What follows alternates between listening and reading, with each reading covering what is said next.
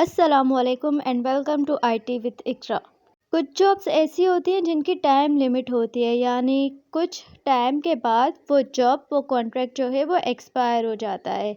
तो यहाँ आप देख सकते हैं कि मैंने एक शीट बनाई हुई है। यहाँ मैंने लेफ़्ट साइड में सारे एम्प्लॉयज़ की आईडीज़ लिख दी हैं। यहाँ मैंने एम्प्लॉय नेम्स लिख दिए हैं। यहाँ डेट ऑफ ज्वाइनिंग लिखी है कि किस डेट को ज्वाइन किया गया था। ये सेंटर में मैंने वैलिडेशन इन मंथ्स लिख दिया है, यानी कितने मंथ बाद ये कॉन्ट्रैक्ट जो है वो एक्सपायर हो जाएगा।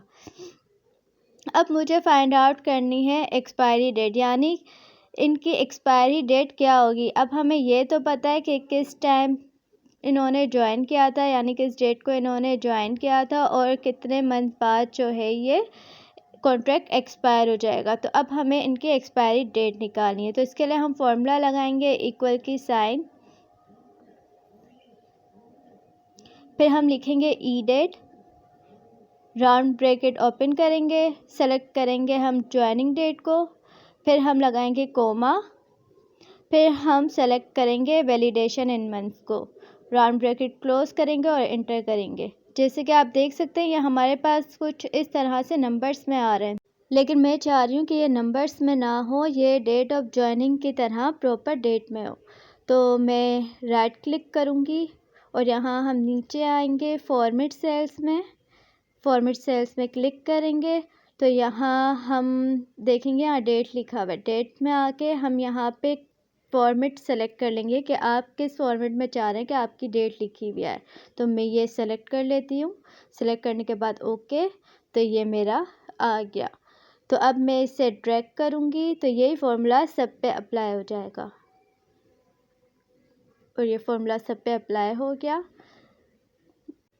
तो इस तरह हमारी सबकी एक्सपायरी डेट आ गई। हमें पता चल गया कि किस एम्प्लॉय का कब कॉन्ट्रैक्ट एक्सपायर होने वाला है। अब मैं चाह रही हूँ कि मुझे रिमेनिंग डेज पता चल जाए कि जॉब एक्सपायर होने में कितने डेज़ बाकी हैं, या अगर वो एक्सपायर हो चुका है तो कितने डेज़ ऊपर हो गए हैं उससे एक्सपायर हुए। तो इसके लिए हम फॉर्मूला लगाएंगे। बहुत सिंपल सा फॉर्मूला है। सबसे पहले हम लगाएंगे इक्वल की साइन,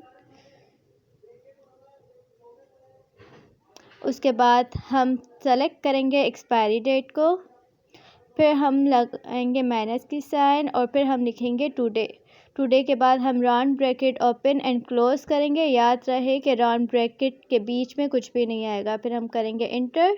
तो ये हमारे पास आ गए 347 डेज़, यानी ये रिमेनिंग डेज़ है। 1 जनवरी 2025 में अभी 347 डेज़ रिमेनिंग है। तो अब मैं इसे ड्रैग करूँगी और यही फॉर्मूला सब पे अप्लाई हो जाएगा। यहाँ -290 लिखा हुआ है, यानी इसका मतलब है कि जॉब एक्सपायर हुए 290 डेज़ हो गए, यानी 290 डेज़ पहले ही जॉब जो है वो एक्सपायर हो चुका था। अब मैं इन सब को एक स्टेटस दूंगी अनएक्सपायर, एक्सपायर और सून का, कि कौन एक्सपायर हो गया है, कौन अनएक्सपायर है और कौन जल्दी एक्सपायर हो जाएगा। तो इसके लिए हम लगाएंगे फॉर्मूला। सबसे पहले इक्वल की साइन, फिर इफ़, उसके बाद राउंड ब्रैकेट ओपन करेंगे, रिमेनिंग डेज़ को सेलेक्ट करेंगे, फिर स्मॉलर देन की साइन लगाएंगे और लिखेंगे 1, यानी स्मॉलर देन 1 है तो उसके पास आ जाए एक्सपायर।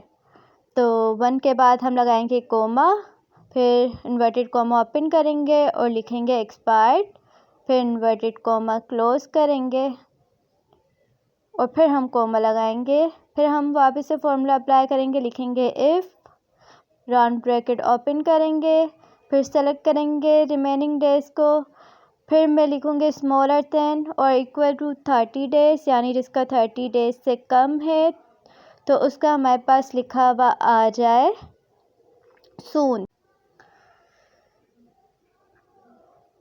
इन्वर्टेड कोमा क्लोज करेंगे, फिर कोमा लगाऊंगी, फिर ये फॉर्मूला अप्लाई होगा इफ़, राउंड ब्रैकेट ओपन, फिर सेलेक्ट रिमेनिंग डेज, फिर अब लगाऊंगी मैं ग्रेटर दैन 30। अगर इसका ग्रेटर दैन 30 है तो उसका आ जाए अनएक्सपायर्ड। तो यहाँ कोमा, फिर इन्वर्टेड कोमा ओपन, अनएक्सपायर्ड,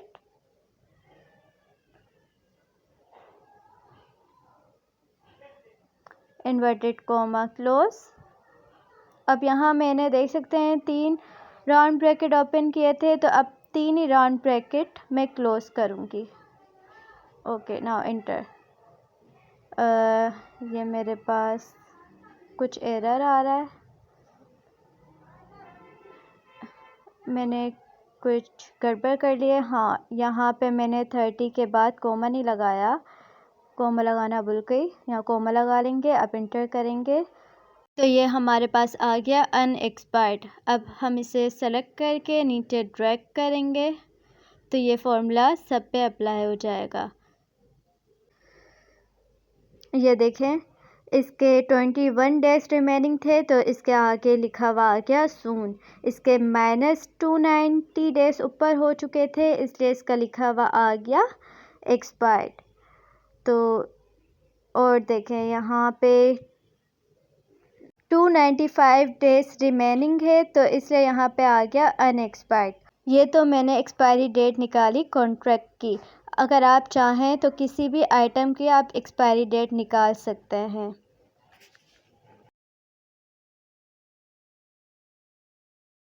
अगर आपको मेरी वीडियो पसंद आई तो लाइक एंड सब्सक्राइब करना ना भूलिएगा। Thank you for watching.